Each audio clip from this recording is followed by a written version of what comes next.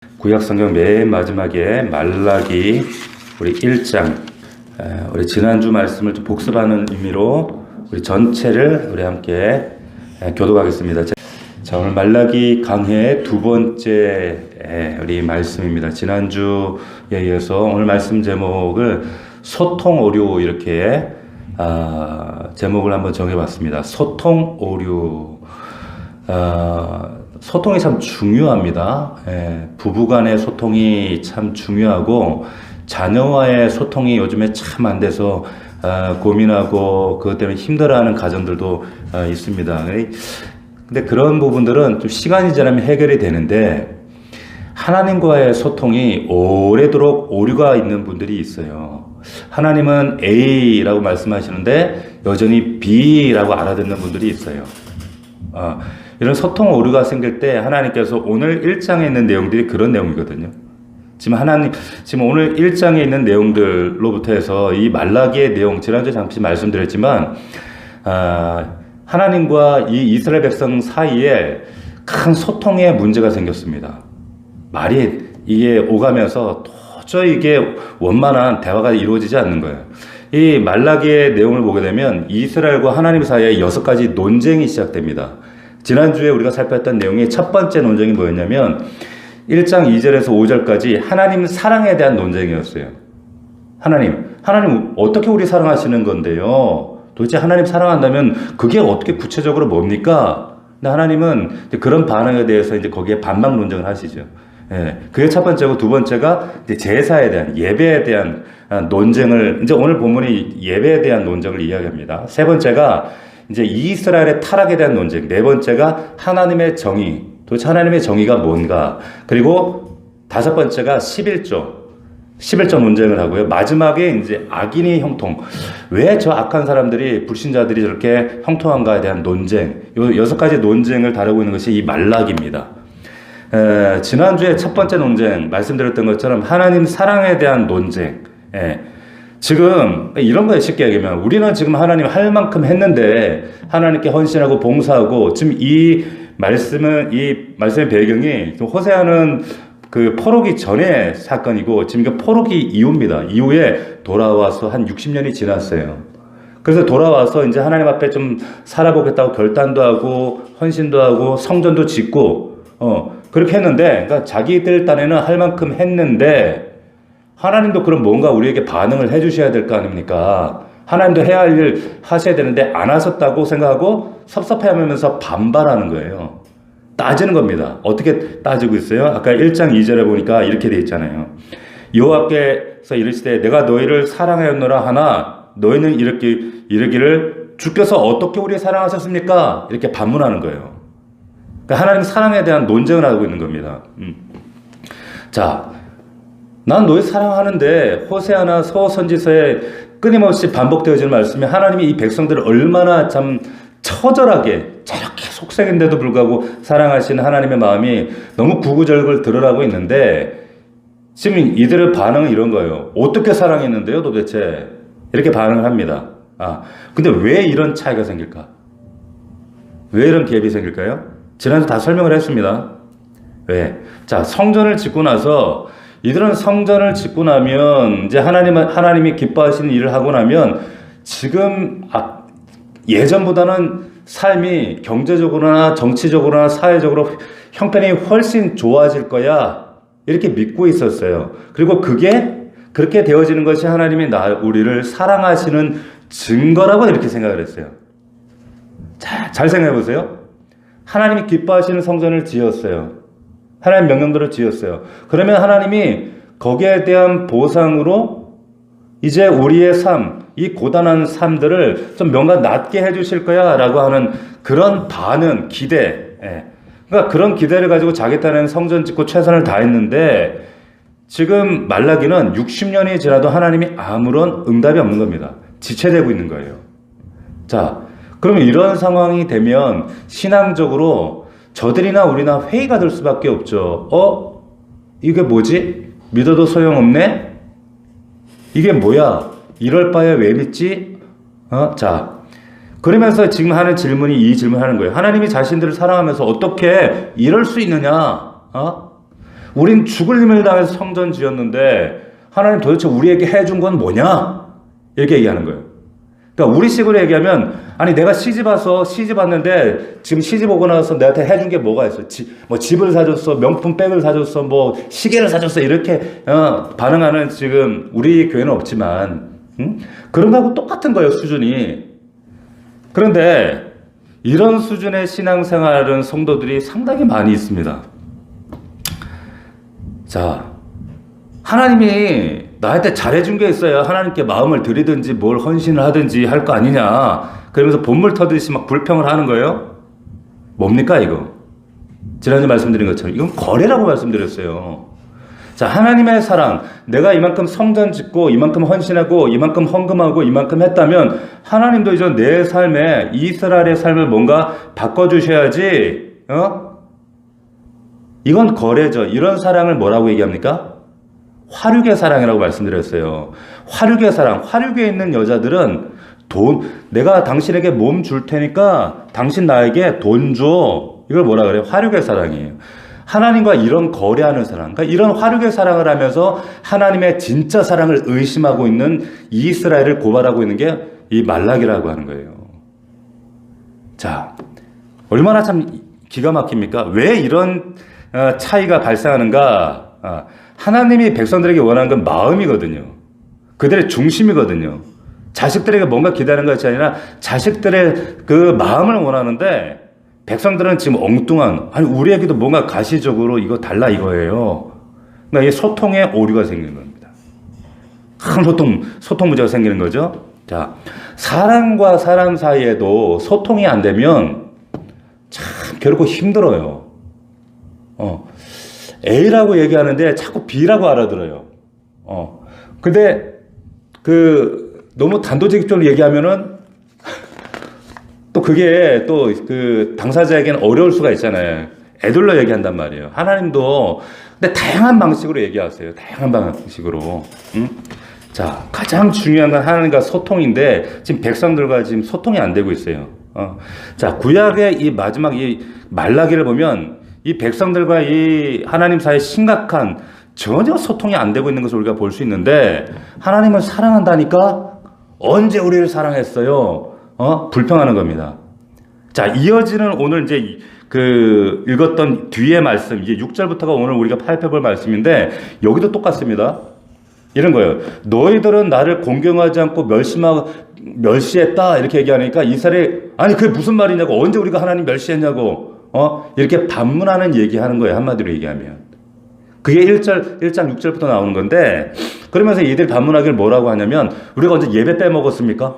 언제 우리가 예물 안 드렸습니까? 재물 숫자 줄인 적 있습니까? 떡을 안 드린 적 있습니까? 소위 말해 이거예요. 우린 최선을 다 해서 한다고 했는데 그게 무슨 말입니까? 계속 이상한 말씀하시네. 이게 소위 말하는 하나님과의 두 번째 논쟁이 들어가는 거예요. 첫 번째 사랑 논쟁하다가 두 번째 이제 예배에 대한 논쟁이 들어가는 거예요. 제사에 대한 논쟁. 자, 거기에 대해서 하나님의 반박 논쟁이 뭐냐면 너희가 나에게 드리는 떡은 더러운 떡이라는 거예요. 너희가 드린 예물은 병들었다는 거예요. 그러니까 토색한 물건이라는 거예요. 너희가 드린 건 저는 것, 속이는 것, 그런 온전한 헌물이 아니라고 말씀하시는 거예요. 자, 그리고 그것마저도 백성들의 어떤 반응이었냐면 귀찮아하고 번거롭게 생각하고 마지못해 드리고 억지로 드린다 이렇게 말씀하세요. 야, 그게 어떻게 나를 공경하는 거고 두려워하는 거고 날 사랑하는 거니? 이걸 묻고 계시는 거예요. 마음 하나 없이 형식만 가지고 있는 하나님 드립니다. 땡그랑 드리는 그게 야, 나 그거 받을 때마다 나 굉장히 모멸감 느껴요. 나 굉장히 자존심 상해. 한마디로 우리는 현대 요즘 말로 화나면 그 얘기하는 거예요. 자, 그 하나님의 답답한 심정을 단적으로 드러내는 것이 10절이죠. 10절 말씀 보세요. 다시 한번 같이 읽어보겠습니다. 시작. 만군의 여호와가 이르노라 너희가 내 제단 위에 헛되이 불사르지 못하게 하기 위하여 너희 중에 성전문을 닫을 자가 있었으면 좋겠도다. 내가 너희를 기뻐하지 아니하면 너희가 손으로 드리는 것 받지도 아니하리라. 보세요. 하나님 앞에 우리가 얼마나 한 주간에 땀 흘려 고생하고 애쓴 거 내 살덩이를 떼는 마음으로 물질 드리잖아요. 우리 모든 성도들이 그런 심정으로 하나님께 예물 드릴 거예요. 적든 많든. 근데 어떤 예물은 하나님이 기쁘심으로 정말로 그 액수가 중요한 것이 아니라 정말 그 심정을 보고 기뻐 받으시는 예물이 있는데 어떤 사람에게는 야 집어치워. 나 자존심 상해. 모멸감 느껴. 내가 거지냐? 너 나 무시해? 안 받아. 헛된 거야. 이렇게 하시는 거예요. 자, 한마디로 도저히 너희들 예물 못 받겠다. 너희가 제사를 드리면 드릴수록 예물을 드리면 드릴수록 나 마음 상하고 업신여기는 거다. 무시당하는 것 같아서 나 고통스러워. 이 얘기를 하시는 거예요. 자, 우리 주 안에 살아가는 여러분, 도대체 뭐가 문제고 지금 어디가 문제일까요? 어디가 문제예요? 자, 우리가 평상시에 얘기하는 소통의 문제, 정부와 국민 간의 소통, 노사정 소통, 그 소통, 그런 소통입니까?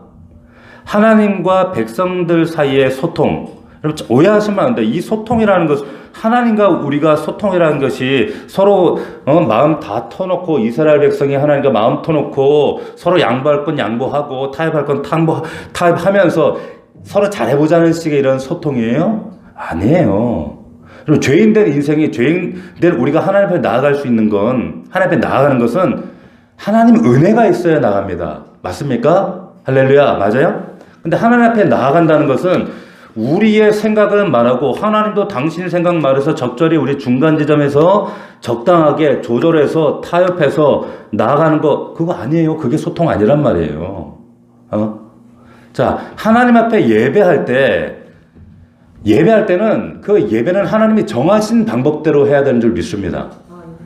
예배는 내가 정하는 게 아니에요. 하나님의 정하신 방법대로. 이건 소통의 문제가 아니라는 거예요. 잘 들으세요. 소통의 문제가 나는 죄인이고 그분이 하나님이시고 심판자이고 창조주라면 내 인생을 하나님 앞에 나아올 수 있도록 은혜를 주셨기 때문에 내가 나아갔는데 그러면 하나님께서 정하신 방법 외에는 그분 앞에 나아갈 수 있는 방법이 없습니다. 아멘? 자, 하나님과 우리의 소통은요, 거래가 아니에요. 근데 이걸 거래로 생각하시는 분들이 있어요. 은혜예요. 은혜. 이 소통은 은혜입니다.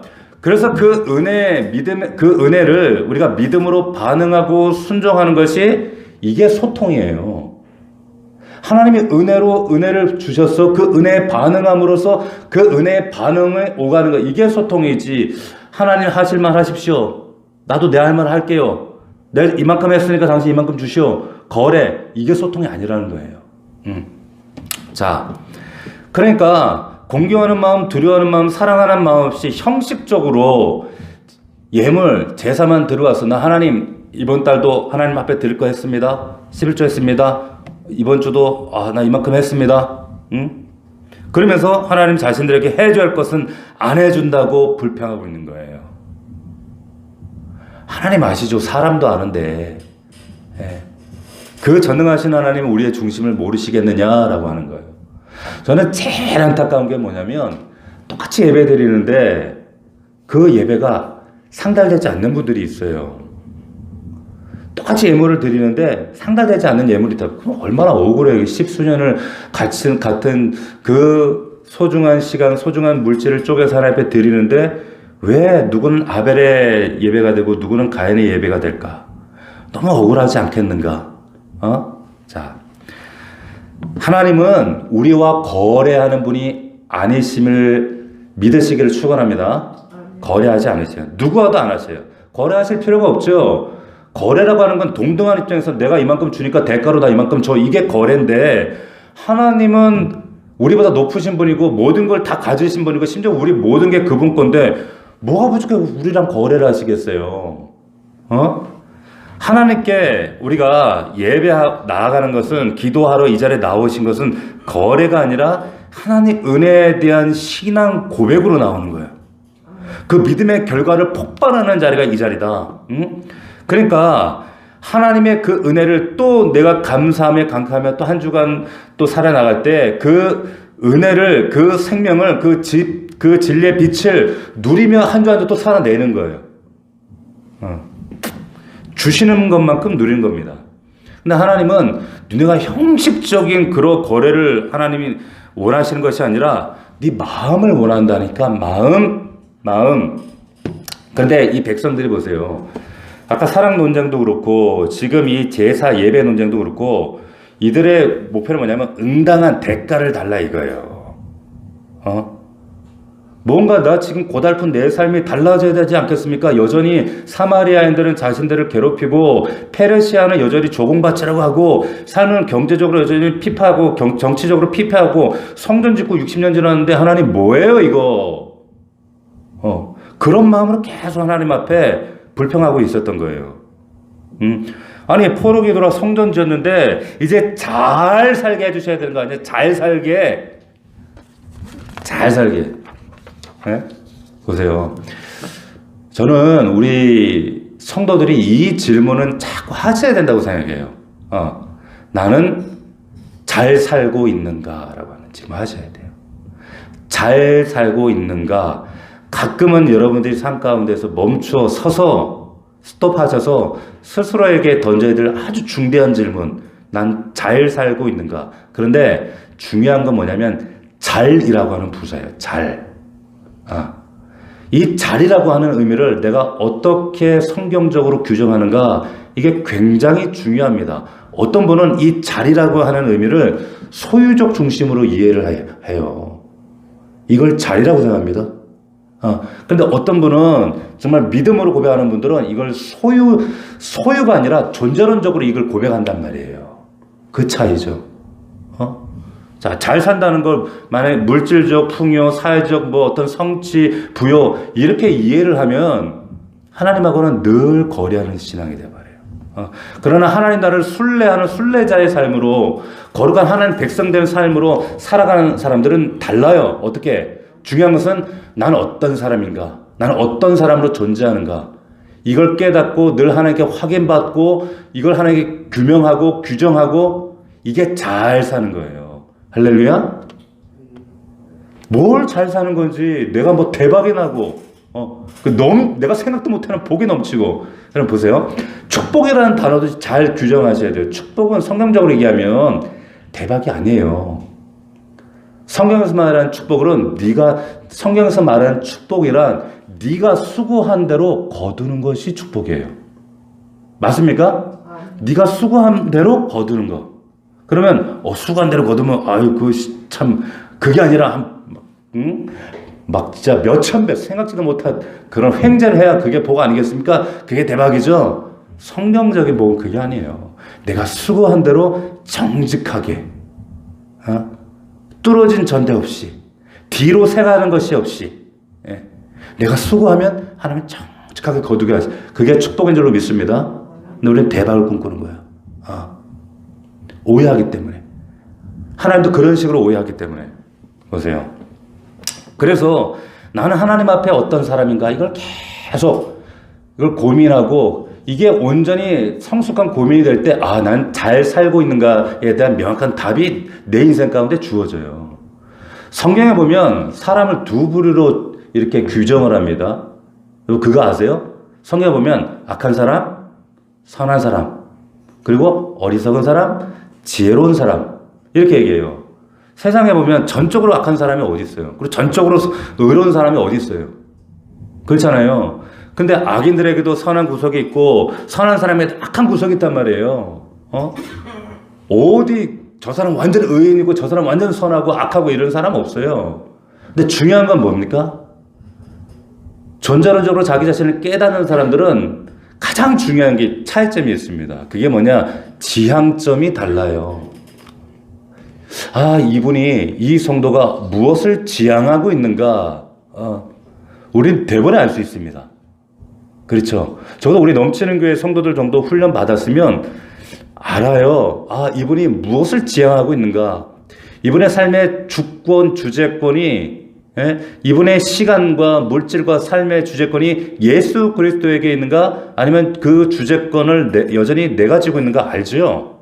알아요. 그러니까 중요한 건 지향. 악인이든 의로운 사람이든 어리석은 사람이든 지혜로운 사람이든 그 중심에 그 중심에 누가 있는가 이게 중요한 거예요. 자, 성경에서 말하는 의인들, 지혜로운 사람들 특징이 뭐냐면 늘 하나님 중심입니다. 아멘? 하나님을 향해 있어요. 하나님을 향하고 그리고 이웃을 향해 있어요. 잠언에 보면 이러한 이야기들 하고 있잖아요. 잠언에 보면 사실은 어떤 이 스토리가 없어요. 서사가 없어요. 그냥 뭐 똑같은 뭐 그냥 이런저런 이 얘기했다 저 얘기했다가 뭐 그냥 막 잡다한 이야기들이 하고 있는 것처럼 보이는데 잠언이란 그 잠자가 무슨 잠자인지 아세요? 바늘 잠자입니다. 바늘침. 바늘로 찌른다는 거예요. 왜 그럴까요? 한자로 바늘 침자가 되어 있어요.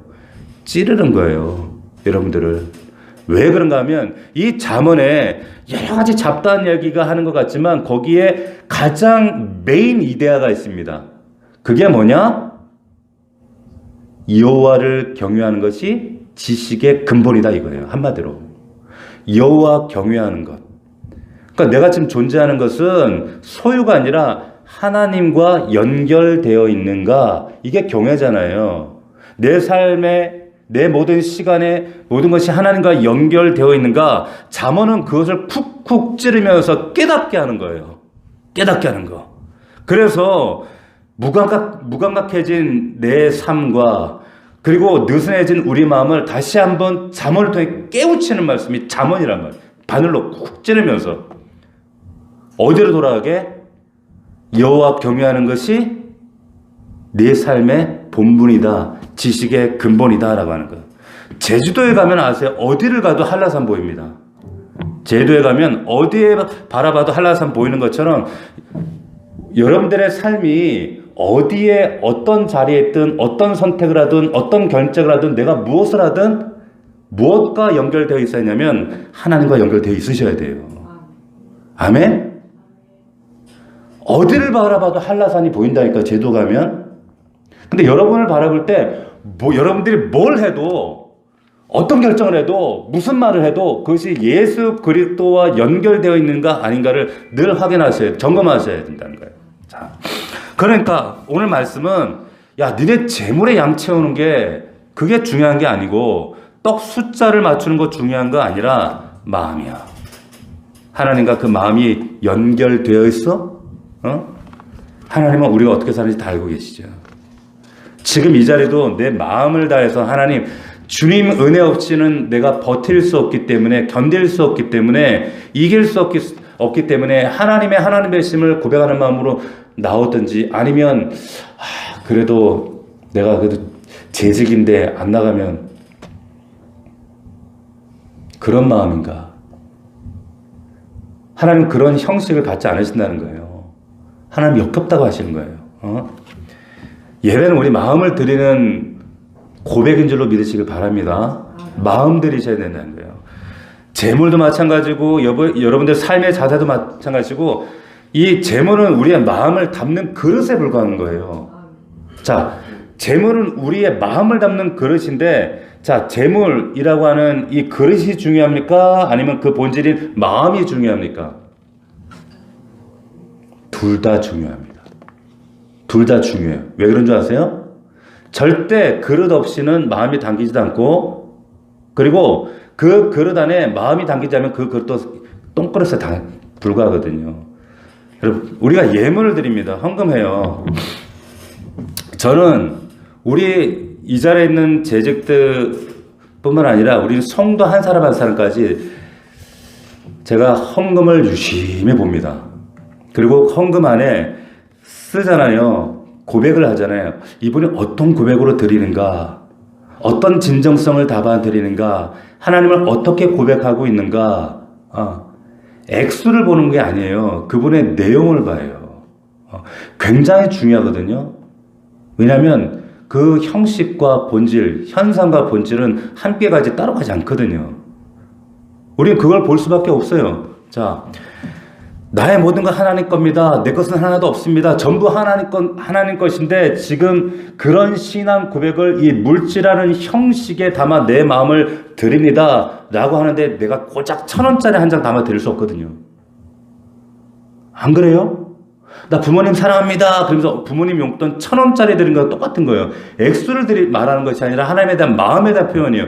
우리가 그것도 우리의 그 마음에 대한 고백을 알지인데, 제가 그 생일이니까 우리 이제 생일날 우리 그 아들이 자기가 친구에게 받은 그 베라 선물권과 치킨권을, 이건 굉장히 큰 거예요. 제가 근데 그거 보고 굉장히 감동을 받았어요. 왜 감동받았을까요? 베라라는 것 때문에? 교촌 치킨이라는 것 때문에? 아니에요. 얘가 이걸 날 줬네? 우리 아들에게는 엄청난 건데, 우리 딸이 지금 고3이에요. 근데 고3인데 밤에 공부 늦은 밤에 아이스크림 베스킨라빈스 자기 전 재산을 털어서 사왔더라고요.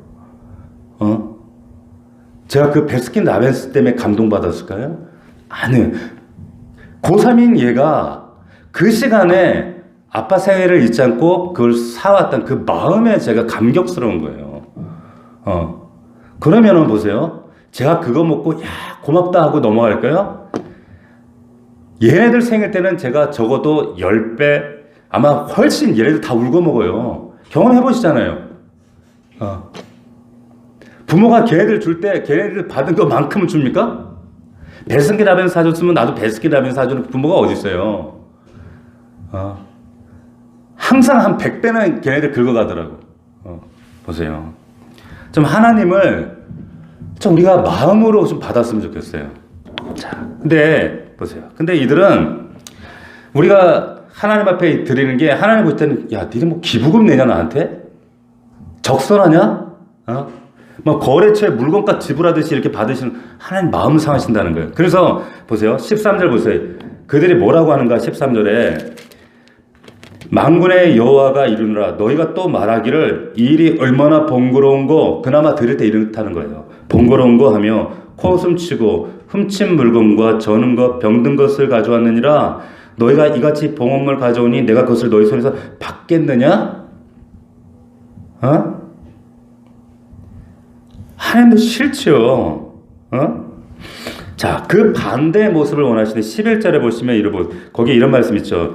만군의 여호와 이르노라 해 뜨는 곳에서부터 해 지는 곳까지 이방 민족 중에서 내 이름이 크게 될 것이다. 지금 시대에 말씀하시는 거예요.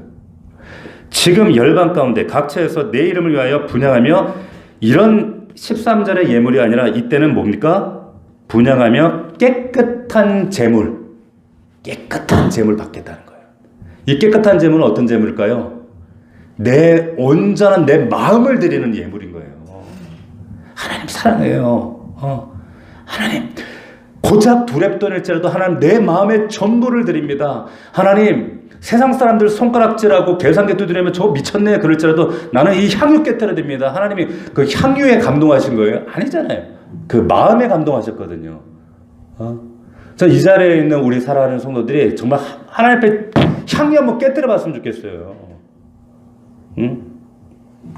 자, 그럴 때 하나님께서 그 예물을 깨끗한 제물이야 인정하는 순간 우리의 삶 가운데 모든 역사들, 우리에게 약속하신 그 은혜들이 선명하게 드러날 줄로 믿습니다.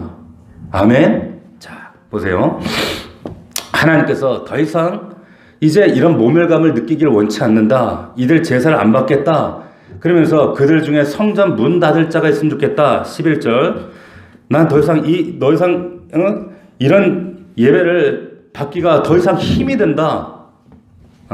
그러나 우리 교회는, 우리 이 시대 교회는 이렇게 하나님 앞에 온전한 마음으로 깨끗한 제물을 드리는 교회, 그게 우리 넘치는 교회가 되어야 할 줄로 믿습니다.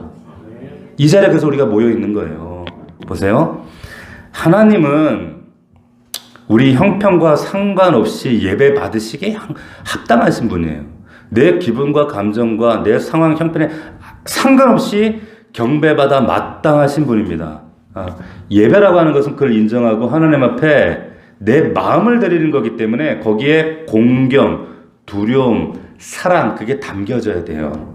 우리가 어버이날 말씀, 부모를 공경하라. 여기 말씀하셨죠. 내가 너희 아버지야. 너희들 왜 나 공경하네? 이 말씀하시잖아요. 공경은 뭐라고 했습니까? 카바드 뭐라 그랬어요? 무겁게 여기는 거라 그랬잖아요. 무겁게. 부모의 인생과 그의 말씀을 무겁게 받는 것. 진지하게 받는 것. 근데 진지하게 받았는데 돌아서면 이제 그걸 가볍게 취급해버리는, 하나님은 그런 만홀히 여김을 받는 분이 아니다라고 하는 겁니다. 응? 자, 하나님은 이런 예배 안 받으세요. 그래서 더러운 떡 가져오고 눈먼 잼을, 이거 아니라 너의 마음이 담긴 너 자신을 가지고 와라, 이렇게 말씀하시는 거예요.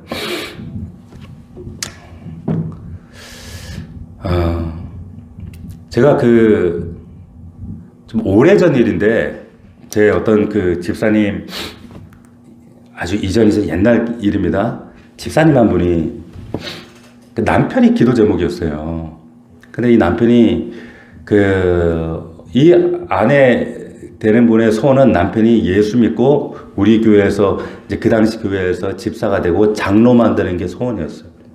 근데 예배도 잘 안 나오시고, 힘들게, 힘겹게 신앙생활 하신 분들 제가 참 많이 씨름했습니다. 근데 한 번은 이분이 낚시가 취미셨어요. 바다 낚시를 엄청 좋아해요. 집에 한번 10만 원 갔더니 낚싯대가, 와, 무슨 전시장이야. 낚시 공장이야. 없는 낚시, 바다 좋은 릴 낚시. 이게 얼마요? 낚싯대 하나가 난 그렇게 비싼 줄 몰랐어요. 수백만 원이에요. 근데 그게 얼마나 막 헤아릴 수 없어요. 그 낚싯대가. 응? 목사님 저하고 낚시 한번 가시죠. 늘상 그 얘기했어요. 근데 그분이 한 번은 그냥 항상 이제 주말이면은 이제 바다 낚시 간다고. 교회를 못 오고. 근데 이분이 언제부턴가는 이제 자기 취미가 캠핑에 꽂힌 거예요. 캠핑으로 바뀌었어. 그래도 이제 그때부터는 또 캠핑카를 사시더라고. 캠핑카를 사고 근데 이제 그 안에는 캠핑하면 또 1박 2일, 2박 3일, 그러니까 또 하나님하고 예배가 안 되잖아요. 그러니까 그 때문에 속상해. 근데 한 번은 이분이 그 얘기를 하시는 거예요. 어느 날 갑자기 이제 이 아내분이 기도를 많이 하셨는지 어쩐지 모르겠는데, 이분이 꿈에 하나님께서 이제 이렇게 불현듯 비몽사몽간에 그런 소리를 들은 거예요.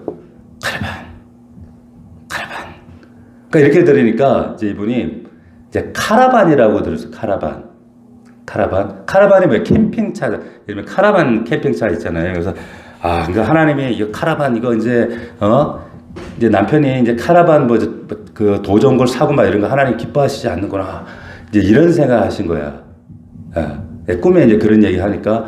그래서 저면서 목사님, 이거 우리 남편 큰일 났어요. 예배도 안 드리고, 이렇게 자꾸 세상에 딴 거에 빠져서, 욕심, 헛된 거에 빠져서, 지금 이제 낚시할 때보다 더 큰일 났어요. 근데 그 얘기를 하시는데, 이제 그 카라반, 그 얘기를 하시는데, 저는 그게 카라반으로 들린 게 아니라 뭘로 들렸냐면, 성경, 마가복음에 보면 고르반이라는 게 있어요. 고르반. 아시죠? 고르반이 뭡니까? 고르반이 뭐예요? 이거 하나님께 드린 예물입니다. 이렇게 외치는 거예요. 이건 하나님께 먼저 드렸습니다.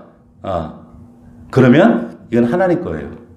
그런데 이스라엘 백성들이 처음에는 이런 일이, 그러면서 이제 예수님이 이제 이런 고르반 그 얘기를 하시는 거예요. 처음에는 그 백성들이 육신의 법보다 하나님을 먼저 섬기는 게 맞아요. 그러니까 너무 가난하고 힘든데도 불구하고 하나님 걸 구별하고, 얼마나 이거 하나님 겁니다. 고르반 귀한 거잖아요. 그런데 이제 그거를 악용을 합니다. 어떻게 악용을 해요? 내 부모를 공경하라 5계명이 있는데, 이제 그 육신의 부모에게 핑계를 대는 거예요. 부모 어쩔 수 없어요. 내가 하나님께 바쳤어요. 이러면서 고르반 이래버리면 부모한테 안 줘도 되는 거예요. 안 드려도 되는 거예요. 그 고르반. 근데 저는 왜 그게 카라반이 고르반으로 들리는지 모르겠지만은, 그게 그냥 카라반 얘기하신 게 아니라는 생각이 들어서 그런 얘기를 한 거예요. 뭡니까? 고르반은 책임 면피형이에요. 하나님, 아버지, 어머니, 하나님께 드려서 지금 드릴 게 없어요. 이런 것처럼 하나님 앞에 책임 회피형으로 면피형으로 지금 이 시대도 고르반을 외치는 거예요. 그러면서 하나님 나 책임 없어요. 나 상황이 이래요. 이해하시죠? 그러면서 하나님 앞에 지금 온갖 핑계를 대면서 논쟁하는 거예요. 왜 이렇게 다리가 절고 눈 멀고 왜 이런지 어쩔 수 없어요. 책임 회피 면평으로 하나님께 끊임없이 고르반 영혼의 아버지 하나님 앞에 고르반을 외치는 거예요. 똑같이. 이분에게도 마찬가지예요. 이분이 지금은 예배 생활 잘 하셔요. 왜 그러냐면 하여튼 뒤통 하나님께 혼났어요. 뭐 놀러가서 혼난 건 아닌데 하나님께서 이 가정을 다루시는데 이분이 지금은 그 안수 집사님도 되시고 뭐 지금 장로님이 되셨는지 모르겠지만은 하나님 이 가정을 다루시더라고. 이 아내가 정말 기도 많이 해요. 정말 기도를 많이 하시는 분이에요. 보세요. 우리 안에 하나님 앞에 어떤 우리의 책임 회피형으로 면피형으로 고르반 외치고 있는 게 없는지 하나님과 그러면서 논쟁하는 거예요. 지금 말라기 백성들처럼 이스라엘처럼 논쟁. 하나님 왜 보고 안 줘요? 하나님 살아계시면 사랑하신다면서요. 왜 나한테 내 삶에 달라지게 안 하셔요? 마음은 하나도 없이 그리고 형식적인 제사, 형식적인 어떤 신앙생활 하면서 하나님 앞에 계속 요구하는 거예요. 이제 이렇게 하면 이렇게 달라지겠지? 자, 안 달라져요. 마음을 들이십시오. 마음을 하나님께 집중하십시오. 하나님 마음을 보십니다. 그 마음이 아까도 말씀드렸어요. 한라산은 쟤도 어디에서 봐도 다 보여요.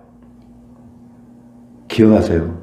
하나님 보실 때 믿음의 사람들이 볼 때 다 보여줘야 돼요. 저분의 우리 성도들의 삶의 주권이 하나님 앞에 온전히 연결되어 있구나. 온전히 소통되어 있구나 라는 거 사실. 자, 이것이 인정될 때 하나님께서 놀라운 약속의 이 말라기의 은혜를 축복을 여러분들 삶 가운데 회복시키시고 허락하시고 은혜 가운데 붙으실 줄로 믿으시기를 축원합니다. 축원합니다. 아멘. 자, 기도합시다. 자, 오늘 말씀 붙들고 하나님 오늘 말씀을 통해 다시 한번 주님과 우리 사이에 어긋난 부분들이 있다면 깨닫게 하시고 하나님 순종하게 하시고 돌이키게 하옵소서. 소통 오류가 회복되게 하셔서 하나님 에덴에서 하나님 앞에 범죄했을 때 아담과 하와에게 나타났던 가장 아버지 큰 문제가 소통의 오류였습니다. 아버지 하나님 성령 하나님께서 이 땅에 강림하셨을 때 그 소통 오류를 회복하시기에 가장 먼저 표적으로 보이신 것이 바로 하나님 그 소통의 회복 방언이었습니다. 우리가 다시 한번 하나님과 영적인 소통이 회복될 수 있도록 역사하여 주시옵소서. 주님의 마음과 하나님의 사랑을 곡해하고 오해하지 아니하도록 도와주옵소서. 우리 간절한 마음으로 주여 3번 부르고 통성으로 기도합시다.